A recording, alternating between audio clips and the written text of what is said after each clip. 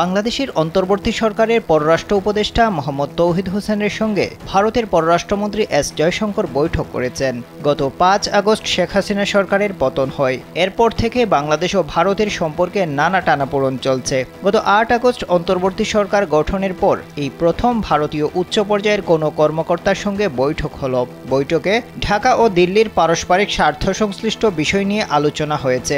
যুক্তরাষ্ট্রের স্থানীয় সময় সোমবার জাতিসংঘের সাধারণ পরিষদের অধিবেশনের ফাঁকে বৈঠক করেন তৌহিদ জয়শঙ্কর। মঙ্গলবার বাংলাদেশ পররাষ্ট্র মন্ত্রণালয়ের সামাজিক যোগাযোগ মাধ্যম এক্স হ্যান্ডেলে এক পোস্টে এই তথ্য জানানো হয়েছে। এতে বলা হয়েছে, বাংলাদেশের পররাষ্ট্র উপদেষ্টা তৌহিদ হোসেন জাতিসংঘ সাধারণ পরিষদের বৈঠকের ফাঁকে ভারতের পররাষ্ট্রমন্ত্রী এস জয়শঙ্করের সঙ্গে বৈঠক করেছেন। স্যান্ডেলিনা সো, রূপচর্চায় আভিজাত্য।